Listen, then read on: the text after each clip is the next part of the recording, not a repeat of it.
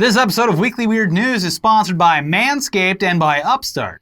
And nowadays, a lot of stuff that happens in the world of tech and specifically artificial intelligence gets compared to the show Black Mirror. It's just like Black Mirror. How could they see it coming? A lot of times that's being a bit overdramatic, and sometimes whatever technology that you're saying reminds you of Black Mirror is actually the already existing technology that inspired the episode of Black Mirror, so you got it a little bit backwards. But a new AI patent from Microsoft is literally straight out of a Black Mirror episode. Not you, Elliot, no. Specifically, it's straight out of the Season 2, Episode 1, Be Right Back episode. Now, if you haven't seen it or don't remember, the episode is about a woman who, while grieving the death of her boyfriend, signs up for a service that creates a chatbot of her dead boyfriend based on the online footprint he left behind. And that's literally what this new Microsoft patent is, creating a conversational chatbot of a specific person.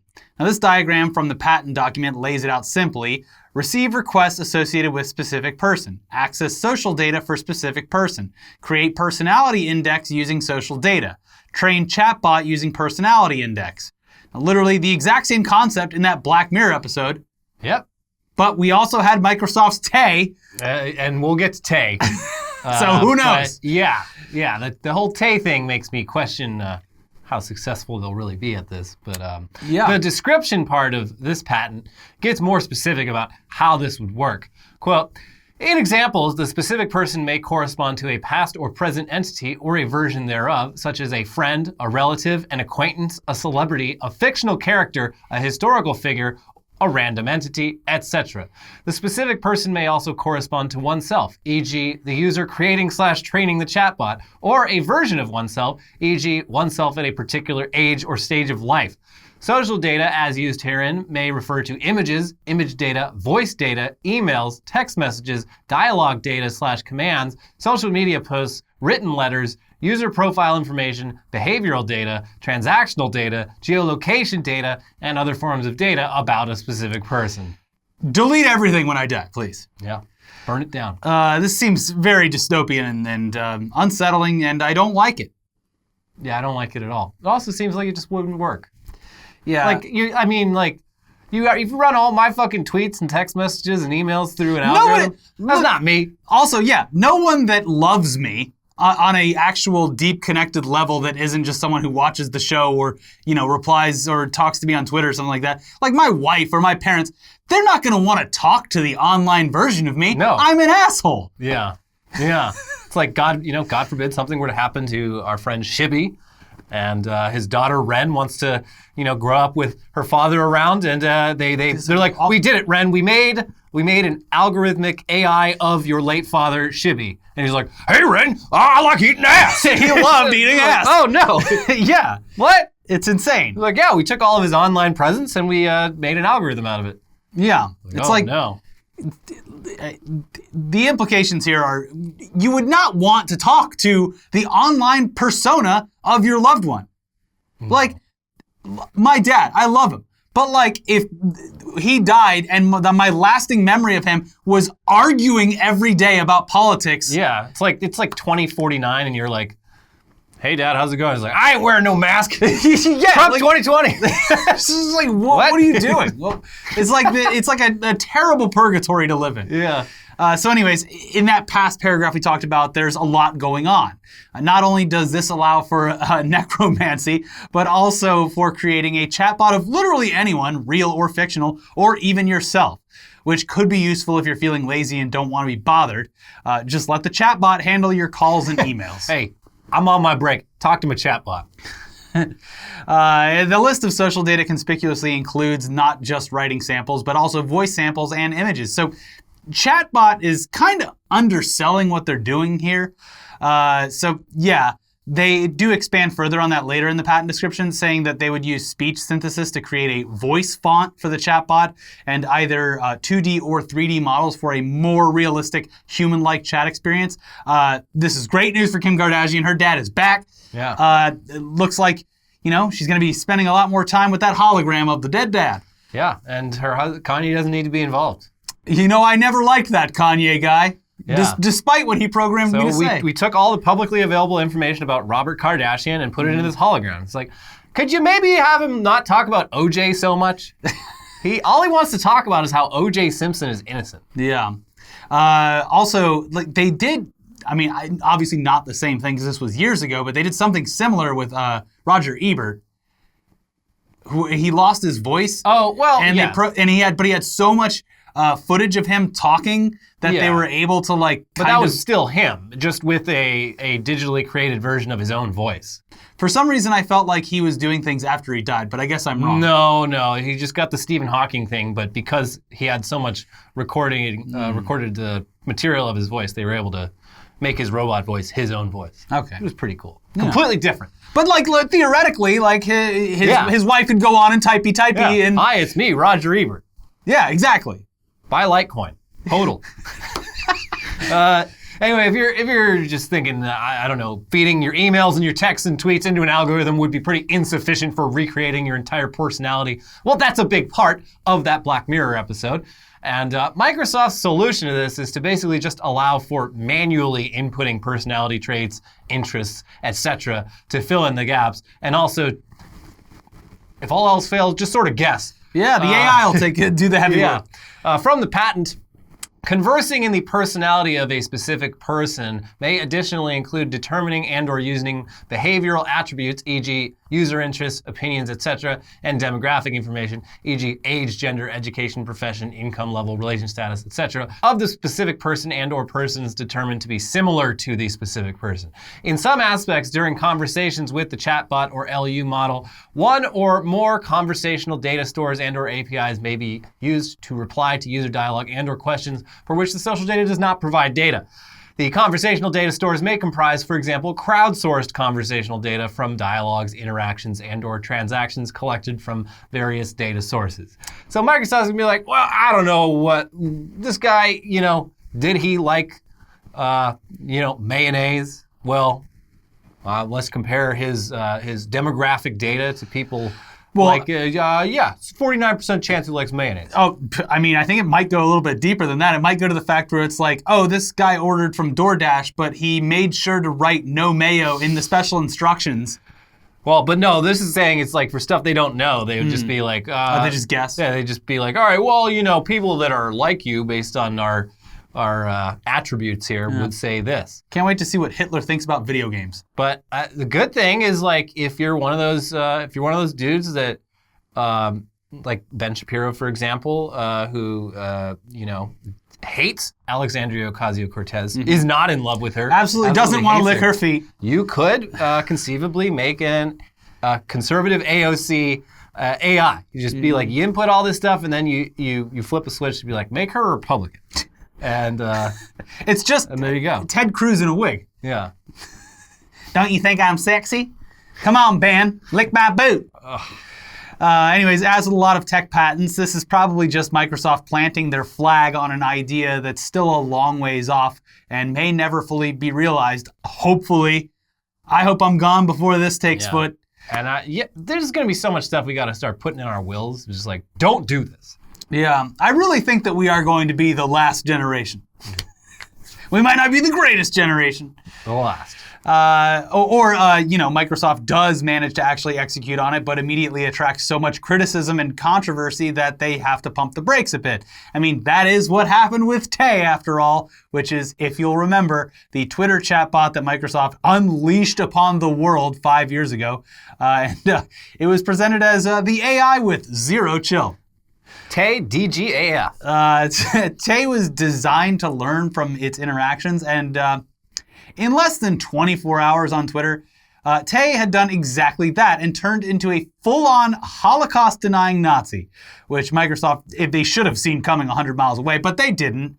So it is possible that with this AI that lets you talk to the dead, they, again, haven't thought things through completely. I mean, like, okay, so I can see this happening, but also here's something that might, I guess, be. Look, I'm trying to find some silver lining here. Like, if the thing you're talking to is like a generation or two removed to where you didn't have any actual physical, emotional attachment. Like if I was, my great-grandfather was in fucking some war. I can't remember. I think it was World War II. But being like, hey, so, what was it like back then or something, like having a conversation. Like I knew him for I was 3 years old when he died. So, but anything you could get from that AI chatbot, you would presumably be able to get better from whatever source material they fed the machine to get it. Like, I would assume it would be like letters or whatever. Like, there's nothing like. Look, I'm trying to find some use of it. If they can turn my great-grandfather into Bonsai Buddy, then I think that they're onto something. Just seems disrespectful. Like my ancestors swing in when I'm trying to write a script and they're like, hey, looks like you need help with some pronunciation and grammar. It's your grandfather, Clippy. Yeah. Ugh. Clippy has become sentient. Anyways, moving on now to some Trump news. What? How is there possibly Trump news? Yeah, the fact that he's no longer president and can't tweet on the toilet anymore due to being permanently suspended means we are kind of in the dark about what Donald Trump is up to, and we'll be hearing from him a whole lot less for the foreseeable future. Unless he decides to run for president again in 2024, which is all good. Yeah. Not the running again part, but the fact that we don't know what he's doing part. Yes. Good for everyone's sake, but he's still left a whole lot in his wake. Mm-hmm. And it's not just U.S. government policy. He also left behind the Diet Coke button on the Oval Office's Resolute desk. There's I already saw a fucking video, someone being like, what the hell, playing Joe Biden, what the hell is this? Pressing it, and a bottle hits him in the face. Donald Trump, he actually had a dedicated button on his desk for Diet Coke. It's been a long 4 years, and I'm not sure we ever even talked about it before. On the scale of things that he did that were abnormal, this is pretty low. Mm-hmm. You figure rich people can press a button and make soda pop up here. But the existence of the presidential Diet Coke button was first revealed in an Associated Press article from 2017. Quote, a man accustomed to wealth and its trappings, Trump has embraced life in the executive mansion, often regaling guests with trivia about the historic decor. With the push of a red button placed on the Resolute desk that presidents have used for decades, a White House butler soon arrived with a Coke for the president. It's like something when you're like a kid, you're like, when I grow up, I'm gonna work in the White House and I'm gonna have a button and I press it and it brings me my Capri Suns every time I press it. Trump was the first kid president. He was. He got McDonald's whenever he wanted. Yeah. That is a dream. Being he got to get in the truck and be yeah. And he had the tiny desk, which by the way, Joe Biden brought it out and I'm like, what are you doing? We already made fun of Trump for this. Week one, you're bringing out the tiny desk. The tiny desk needs to go in the Trump library. Yes, exactly. Which, by the way, he is choosing not to... It should go in New York, right? Well, Trump is choosing to fund his presidential library privately through it's going to have blackjack donations, tables. Which is just, it is definitely a money laundering scheme. It's going to end up they're going to that tourist trap south of the border is going to turn into a giant Trump theme park. It should. Probably make a lot of money. But yeah, no, he wants to do all the kid stuff. Hawaiian Punch in the water fountain and the button. Again, I think we did cover this because I believe we made the joke of him confusing the Diet Coke button for the nuclear button. Yeah, the nuke button. Well, he did tell Kim Jong-un, he's like, I have an even bigger button than you have. And mine is shinier. And it actually works. And it gives me a Diet Coke. He is a kid president. I know. I'm telling you. Look, he's a horrible person that did terrible things.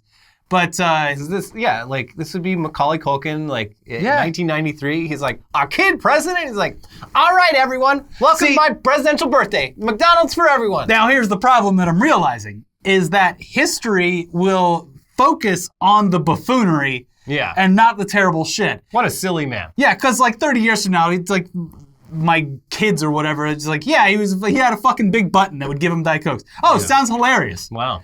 We should do that again. Sounds like America was pretty great back then. We should do that again. We should make America great. And you're saying that he ordered McDonald's for everyone? That sounds pretty cool. That's awesome. And he got to drive a big truck. Yeah. Yeah. And fly wherever he wants to. And he loved boats.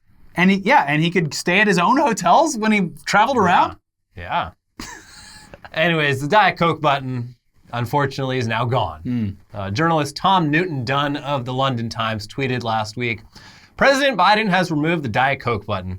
When Tim Shipman and I interviewed Donald Trump in 2019, we became fascinated by what the little red button did. Eventually, Trump pressed it, and a butler swiftly brought in a Diet Coke on a silver platter. Jesus. It's gone now. Wow. And now, to be clear, there's a lot of pedantry happening on Twitter. You can see this button in old photos of previous administrations. It's been on the desk for a long time. Obama had it. Bush had it. The button's been around long before Trump was ever there. What it was used for, though, isn't clear. For Trump, though, pressing that button meant one thing and one thing only. Bring me a Diet Coke on a silver platter. You don't want to know what the button did when President Matt Lauer was in office. Locks the door. Locks the door. Yeah, it's literally the presidential version of that failed Amazon button experiment. Oh, the dash button. The dash, where you'd get a different dash button for different products that had the logo on it. Yeah, just you turn your cabinet into a giant switchboard. Yeah. Jeff Bezos shows up at your door with a silver platter. Yeah. Here's your macaroni and cheese, Mr. Dewberry. Thank you, Jeff. So a dedicated button for Diet Coke on an otherwise pretty empty desk, it might seem a bit excessive, but keep in mind that Donald Trump reportedly drank 12 Diet Cokes a day. It's a lot. He's probably drinking a lot more now. It is his favorite beverage, which is kind of odd considering the following Trump tweets from 2012 that are, we had to dig these out of the Library of Congress because his account doesn't work anymore. I have never seen a thin person drinking Diet Coke. The more Diet Coke, Diet Pepsi, etc. you drink, the more weight you gain, ? Diet Coke tweet had a monster response. Damn it, I wish the stuff worked. The Coca-Cola company is not happy with me. That's okay, I'll still keep drinking that garbage. People are going crazy with my comments on Diet Coke, soda. Let's face it, this stuff just doesn't work. It makes you hungry. Yeah, we've all been there. Hating ourselves for what we consume, but choosing to continue. He's clearly battling an addiction. Yeah. Yeah. I looked it up. I was like, that sounds like an amount of caffeine that would kill you. But Diet Coke actually doesn't have that much caffeine. 12 Diet Cokes is equal to about 2.5 cups of coffee. Oh, yeah, that's not bad. It's not bad. Hey, did Joe Biden reverse the Juul ban yet? No, and he probably won't. Be a lot cooler if you did, though. He should get an ice cream button. I'll tell you what, it worked.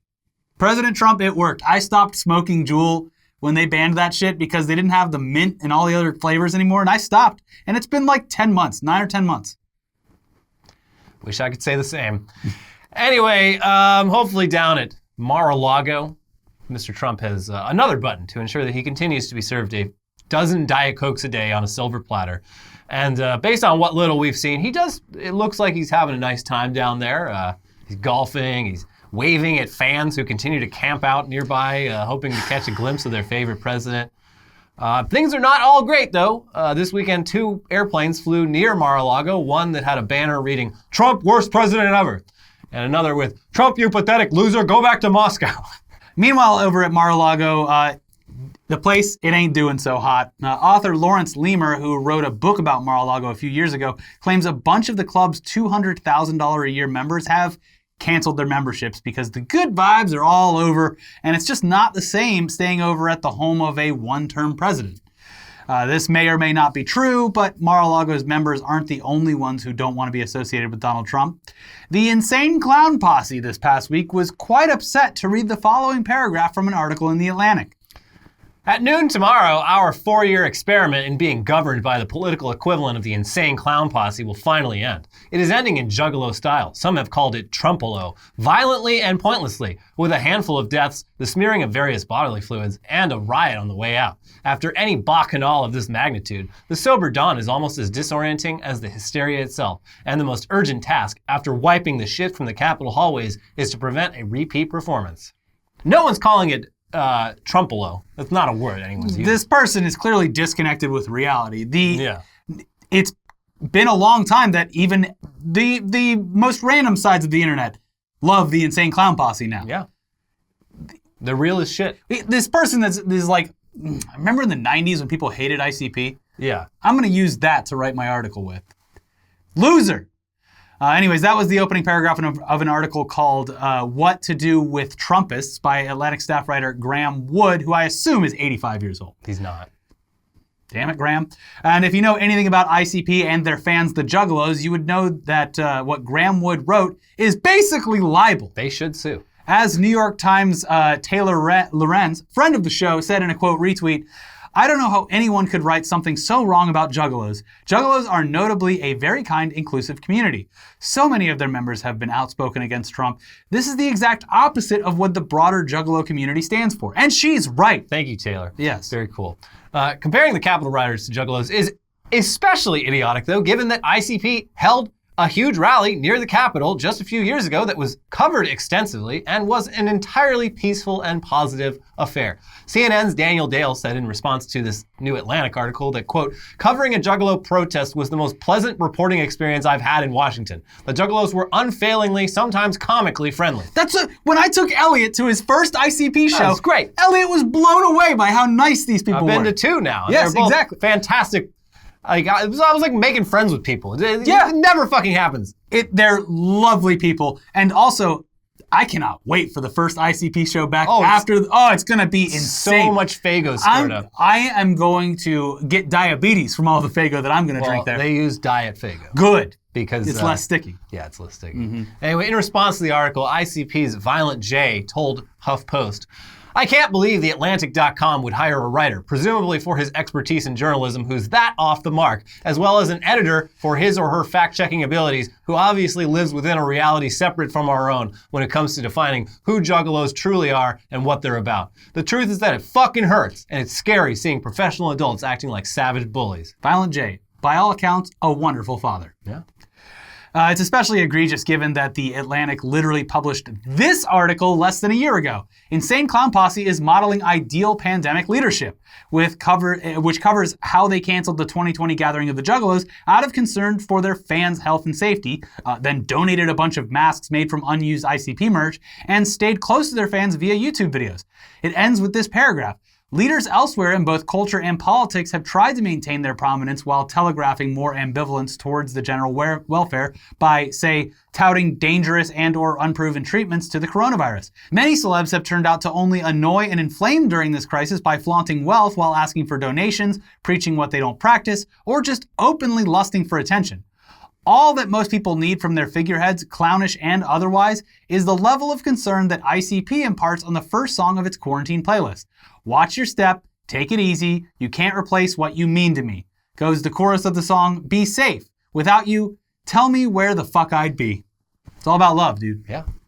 Anyways, like any good journalist, when called out on this, Graham Wood decided to double down with, "When you make psychopathic spree killing the theme of your musical review, you make yourself hostage to this kind of distortion." And of course, he was then just viciously, rightfully ratioed with the tally when we checked being 148 responses, 11 likes, and 44 retweets. All 44 of which were quote retweets calling him an idiot. So yeah. Asked by HuffPost how he'd define a juggalo, Violent J said, "Welcoming, warm, funny, encouraging, creative, understanding, thoughtful, loyal, faithful, down to the end, open-minded, non-judgmental, trustworthy, funny as fuck, real, unique, down as can be, fearless, proud, loud, hardworking, deep, friendly, reliable, and fucking mad fun." I've never heard a more accurate description, but it makes sense because he is the leader of the Juggalos. You got a character limit? Because I got some adjectives I got some things to say. Well, nuts to that writer. Yeah. Think twice next time you try to shit on. Yeah. Or maybe like Clown Posse. When everyone is pointing out that you're wrong, just be like, all right, I'm sorry. I didn't know. And then maybe you should go down to an ICP concert after the pandemic, because ICP would never put you in danger, so they won't have one until after the pandemic. That's right. And experience it firsthand, because it is a wonderful, welcoming experience and a lot of fun. That's right. Even if you don't like the music or the lyrics, you're gonna have a good time. Yeah. This episode's sponsored by ICP. Anyway, speaking of those Capitol riots, though, the amount of self-incrimination from the rioters has truly been a masterclass in rake-stepping and self-ownage. Most of the rioters stormed the Capitol without masks on, despite being in the middle of a pandemic, and with their faces broadcast all over the internet, they've gradually been turned in by neighbors, acquaintances, and even family members who recognize them. Many of them also loudly and proudly posted about it on social media while it was happening, but some of the rioters managed to take things a step further in the self-incrimination game. Now here's one example as reported by the Washington Post. When Thomas Fee got a text on January 6 from his girlfriend's brother asking if he was in Washington, he responded with a selfie inside the U.S. Capitol Rotunda as dozens of others who had just stormed the building waved flags behind him, federal officials said. In one message, Fee wrote he was, quote, at the tip of the spear, according to a criminal complaint filed Saturday. But Fee's girlfriend's brother wasn't asking out of simple curiosity. He is a special agent with the State Department. The agent, who isn't identified in court documents, later turned the evidence over to the FBI's Joint Terrorism Task Force. Wow. Here's another. Let's read from this government document about the arrest of John Lolos. On January 8th, 2021, at approximately 3:30 p.m., John Lolos was aboard a Delta airline flight on the tarmac of Ronald Reagan Washington National Airport. Lolos was a passenger and was disturbing other passengers on the airplane by continuously yelling, "Trump 2020." Due to the continuing disturbance, the flight crew decided to turn the airplane around and go back to the gate in order to escort Lolos off the flight. Metropolitan Washington Airport's Authority Police Department Officer Braddock was alerted to Lolos' activity and witnessed him return to the gate from the airplane, but did not detain or arrest Lolos when he returned to the gate. Delta booked Lolos a later flight to his destination, and Lolos continued to wait at the gate. So far, so good. But It continues. Approximately 45 minutes later, Officer Braddock was scrolling his personal Instagram feed and watched a video depicting several individuals exiting a doorway from the east front of the U.S. Capitol building during the aforementioned events of January 6, 2021. During the video, Lolos can be seen exiting the U.S. Capitol doorway, wearing the same shirt he was wearing at the airport, and was waving a red Trump 2020 Keep America Great flag hooked together with the United States flag, yelling, "We did it, yeah?" after an unknown individual yelled, "We stopped the vote." After Officer Braddock watched the video and confirmed that Lolos was the same individual who was currently sitting at the gate, Officer Braddock alerted United States Capitol Police Dignitary Protection Division agents who were at the airport for other assignments. I bet I didn't even wash that shirt. It's pretty gross. It's 2 days later. I'd put money on the fact that he did not wash that shirt and probably has been living in it the entire time. It's probably got COVID in the fabric. Mm-hmm. And yet, sure enough, they found the same flags he was holding at the Capitol in his luggage, and he's looking at some pretty serious charges now. He could have just flown home from D.C. and not caused such a scene on his flight that they had to take him back to the gate, and he could have, changed out of the clothes that he was wearing 2 whole days earlier. But he didn't do either of those things, and the Capitol Police really appreciated his help. Thanks for the tip, buddy. I have solved my own crime. Speaking of rake stepping, let's now update you on probably the biggest rake stepper we've ever talked about on this show, Martin Shkreli. Mm-hmm. Martin Shkreli could have remained rich and powerful and under the radar if he had simply kept his mouth shut and not tried to become a celebrity after pissing off most of the country by drastically raising the price of a pharmaceutical. But he couldn't help himself, and the government decided, hey, maybe we should look into this guy. And of course, they found a fraud scheme that almost certainly would have otherwise been way too unremarkable to warrant their attention, but, they found it. While we're here, anyway, so Martin Shkreli has been in prison for almost 3 years now and isn't scheduled to get out until September of 2023, just in time to run for president. And that remains the case because Shkreli's second request for early release has been, boom, denied. The first request, it was back in April when Shkreli made the case that his pharmaceutical expertise was desperately needed in the fight against COVID-19, but the judge called the request delusional and self-aggrandizing. The second request claimed that Shkreli is having mental health issues that have weakened his immune system and made him more susceptible to contracting COVID. But again, the judge rejected it, noting that Shkreli had provided no evidence that he had passed, and that he passed a mental health evaluation. Yeah. He could have just said that he missed his now ex-girlfriend. Yeah, I haven't seen any updates on that whole saga, but... I'm sure she's doing fine. I don't know. I don't know if anyone who falls in love with Martin Shkreli could ever be considered doing fine. You'd be surprised how many people fail upwards. Anyway, Martin Shkreli does have a point about being at risk of COVID, but it's irrelevant to his mental health. I mean, it's just being in prison. Prisons have been absolute breeding grounds for the virus since the pandemic began. And the prison that Shkreli is in recently had 26 inmates and 14 staff members test positive. So there is a strong case to be made that non-violent criminals like Martin Shkreli should be let out early and placed under house arrest and or have their sentences deferred until after the pandemic. And I agree. As a Martin Shkreli hater for more than half a decade, it pains me to say this, but free Martin Shkreli. He does not need to be there. Yeah. I can't help but agree. Yeah. It's a bit silly. It's this country is obsessed with throwing people in prison. And it's like, is that really necessary?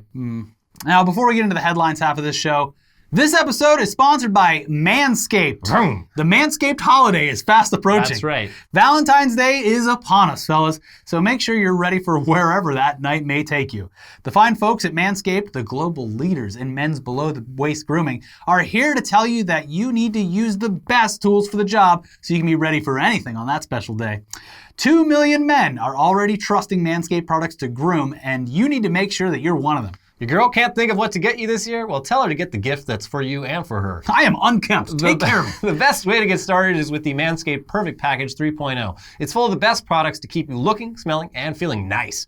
The Perfect Package 3.0 is led by their revolutionary 3rd-gen Lawnmower 3.0 trimmer with advanced skin-safe technology and featuring a cutting-edge ceramic blade to reduce grooming accidents. It's also waterproof, which prevents a mess on the bathroom floor and in the sink, especially when it's time for Cupid to shoot his arrow. It also has a light on it, so you can do it by candlelight, too. That's right. You don't need all the big lights on. You just get in the dark and just go for it.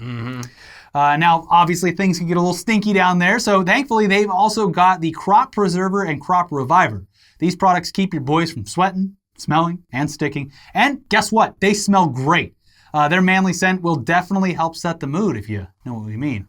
Perfect Package 3.0 also comes with a pair of Manscaped boxers that'll keep your junk feeling fresh all day. It's time to upgrade those overused old boxers to Manscaped's high-performance anti-chafing boxers. And complete your grooming game with the new refined cologne signature scent by Manscaped.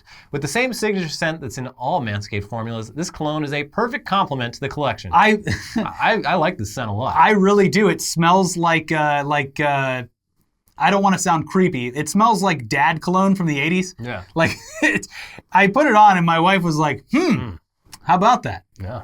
It's like... That's what a man's supposed to smell like. Yeah, it's like holding your thumb and blowing yourself up like Bluto. It's basically the same thing, except you're spraying it on. Get 20% off the Perfect Package for your Perfect Package by going to manscaped.com/weirdnews. Your balls will thank you. Again, that's 20% off and free shipping by going to manscaped.com/weirdnews. That's manscaped.com/weirdnews.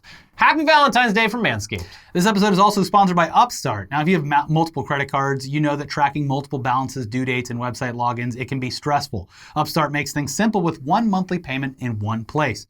Upstart is the fast and easy way to get a personal loan to pay off your debt all online. Whether it's paying off credit cards, consolidating high-interest debt, or funding personal expenses, over 500,000 people have used Upstart to get a simple, fixed monthly payment.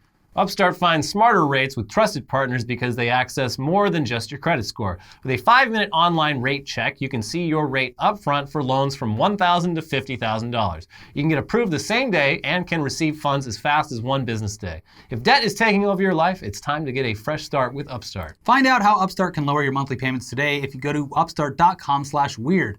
That is upstart.com/weird. Don't forget to use our URL to let them know that we sent you. Loan amounts will be determined based on your credit, income, and certain other information provided in your loan application. Go to upstart.com/weird. All right, now for some headlines, starting with an update to a story we talked about a little while back. Your cock is mine now. Hacker locks internet-connected chastity cage, demands ransom. Well, some things shouldn't be connected to the internet. Who could have seen this possibly coming? See, the thing that I didn't think about the first time we were talking about this, though, is, unless you're a total freak, you're probably... there's a good chance you're not in the chastity cage when the hacker locks it. And so that's all the examples they could find were people who were just like, yeah, I went to use my chastity cage and it wouldn't open. And then there was a message saying, your cock is mine now. Pay me 1 Bitcoin. Well, that's the thing is you only got to get one. Yeah. To make the news. One person getting locked in that thing is enough. So just by just the odds, you're probably going to get one. You time it right. You're like, hey, it's 8:30, 9 o'clock at night. The candles are rolling. Got the heart-shaped box of chocolates coming out. Someone's going to be wearing this device. Yeah. But like we said the first time, it's like, that might just enhance the kink for some people. Yeah. Sir, do you want us to take it off? No. Fire department? No. No, I deserve it. Yeah. I've been a bad Can you spit on me and walk on me with your firefighter boots? Step on me. LA's mysterious jetpack guy could actually be a human-shaped drone. And this is what we have alluded to for a while now, and it looks like it's coming true. Yeah, so some of the pilots who spotted it said they were shown a YouTube video of it's basically just it's a balloon person with 2 drone rotors on it, and he ended up flying around, and it looks like a jetpack guy. Also, a lot of people were yelling at us for spreading fake news. We never talked about the clearly fucking fake video of the drone guy flying around on the tarmac of LAX that, like, I think a few news channels did fall for it, but like it took a month. Like I saw that shit way long ago. We reported on the news that people had spotted a jetpack man, but we never validated it with our fucking eyes or sent like the. There were other videos. There was one most recently from like a pilot shot it, but it's like, yeah, you just see it flying around, but like, yeah, everyone's just like, see, it's fake, and it's like, yeah, the video you're talking about is clearly fucking fake. Well, also there was a video going around with like some TikTokers or YouTubers like claiming that they the one. They did it. Yeah, but it's just like but the video they made it's nonsense because it's like it's taken from like right next to the tarmac and he's like flying around like right in there and there's no sound of anyone reacting to it or anything, and also like you would be fucking shot. Yes. This guy would be dead. Mm-hmm. Homeland Security would gun you out of the sky if you did that. The turrets would take care of him. But this inflatable thing, it makes sense because the FBI, they reached out to all the jetpack companies and they were all just like, yeah, what you're describing is like physically impossible. You could maybe make it to 3,000 feet, but you'd be up there for like 10 seconds tops and you'd have to get the fuck out of there. And like, if this guy really is just floating up there for that long, probably not a real jetpack. It's probably just one of those like party blow-up dolls. Mm-hmm. Like, why not? The jetpack man had a giant circular red mouth with a large recess in it. It appears that the jetpack man has 3 legs. 3 legs. Anyway, speaking of our city, LA suspends air quality rules to cremate backlog of COVID-19 victims. We literally do not have enough crematorium space for all the bodies. Mm-hmm. So they have to lift the regulations. Yeah. So that we can pump some more body dust. They're all at capacity. Well, luckily, perfect week to do it. It's the first time we've gotten rain in a long time. So it's just it's very humid. It's pushing it down. Bizarrely clean. Yes. I walk outside like, maybe it's kind of smells like nature. They're kicking up so much body dust into the sky. Yeah. That's what's seeding the clouds. Could be. Mm-hmm. Big if true. Yes. And they're providing us with rain. Well, thank you, COVID-19 victims. Yes. Thank you for your service. Gwyneth Paltrow's vagina candle reportedly explodes in UK woman's home. I was like saying with someone online, I was talking to someone that was just like, yeah, well, like, what if this was the bit? Like, at the end, there's always an explosive, but no one's ever gotten to the bottom of the candle because it's just a joke. It smells like a fucking vagina. What the fuck? That could be it. Yeah. Yeah. It's a prank. And, it's a prank candle. By exploding, this woman she's basically found the golden ticket. Now she gets to go to the Goop factory and tour it with Gwyneth Paltrow. Gwyneth Paltrow. And she gets to smell her vagina. Yeah. Yeah. That's the final challenge. And then the factory's yours. Yes. Teenagers offer free squirts of hand sanitizer to shoppers in Bradford, but it's super glue.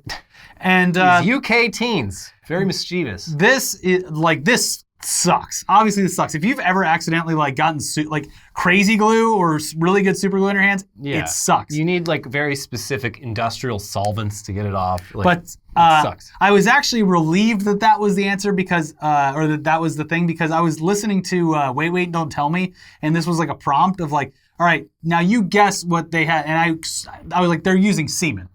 Oh no. Yeah, it was like, what these teenagers used free squirts of what? And I was just like, it's semen! And they're like, super glue. And I was like, oh, yeah, that makes more sense. I don't know which one would be worse. You let us know in the comments. I think super glue would be worse. Would you rather have unsuspecting cum on your hands or unsuspecting unsuspecting super glue?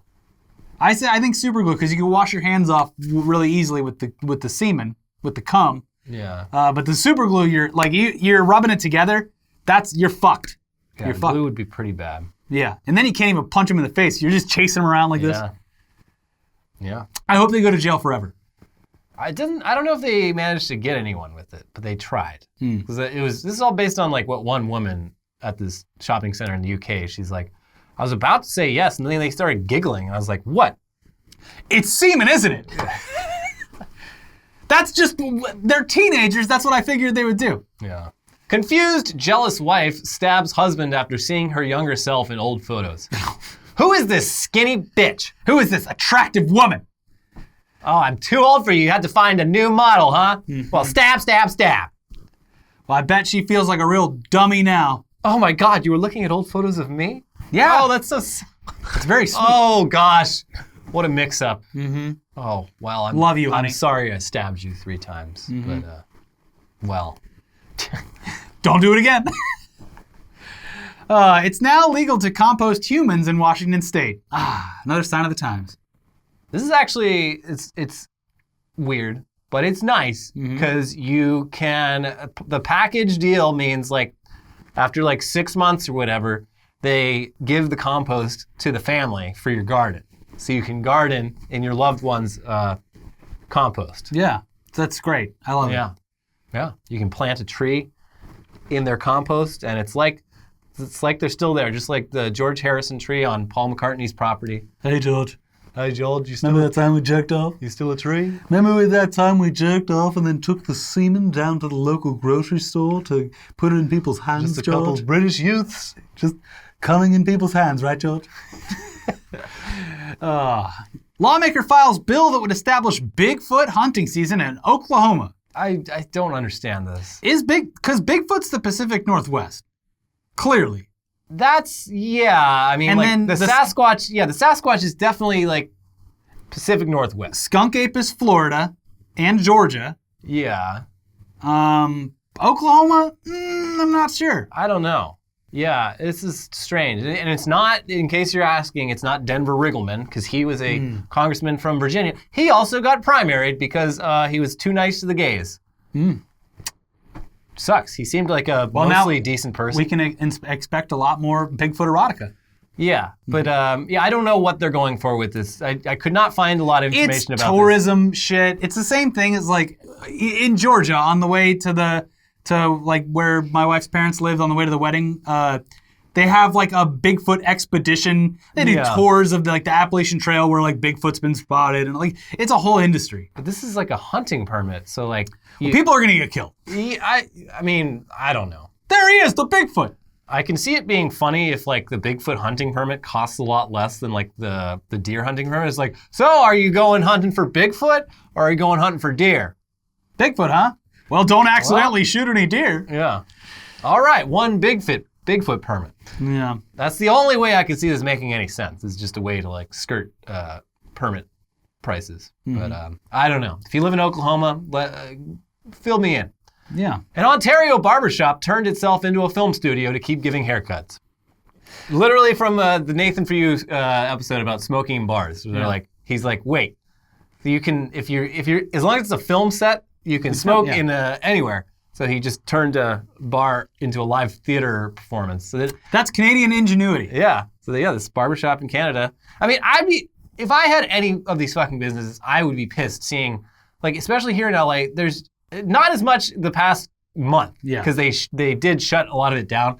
But there was a point, like... It was like full on. Yeah, like September around, like, my neighborhood had like 3 fucking shoots happening at once. I'm like, what is going on? Yeah. And like, meanwhile, like, businesses around the corner haven't been able to open their doors for like 10 months. It's like, I make $5 baking bread, please. Yeah. Let me sell my bread. There was that woman who got all upset because they had like the catering outside of the restaurant. Yeah, she had to stop serving outdoor meals. They stopped the outdoor service, and then like the next day, a film shoot had its outdoor catering area set up in the exact same place. It's obviously extremely frustrating and hard to wrap your head around, but it's because everyone on that film set has been like tested every day. Supposedly, yeah. But yes, it is absolutely aggravating. Yeah.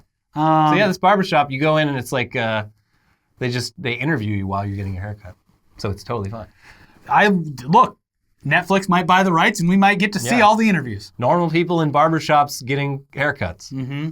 It's like the new heavy metal parking lot. Yeah. Mm-hmm. Police say Oregon man who stole a car with a child in the backseat came back and lectured the mom about parenting. A wholesome crime. Lady, what you just did is criminal. I know. I'm a criminal. He came back, yelled at the mom, like, get this fucking kid out of this car, and then drove away in the stolen car. Yeah. Let this be a lesson to you. Mm-hmm. Don't leave your kids in the car. Yeah, this is karma. Yeah. You know, actions have consequences. So still not a cool crime, but like could have been worse. Yeah. I mean, it could have been a kidnapping. Exactly.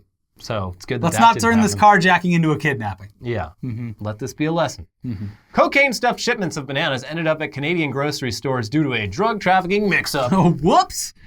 But what a time to walk into a Canadian grocery store. Whoa! That's no banana. That's like, I think a banana-sized like baggie of cocaine would be hundreds of dollars, thousands of dollars. Like possibly at least thousands, maybe even like $10,000. Like that's a lot of cocaine. That's a big discount you're getting with that banana. Yeah, and of course these fucking narcs had to be, excuse me, my banana has cocaine in it. Shut the fuck up! Hey!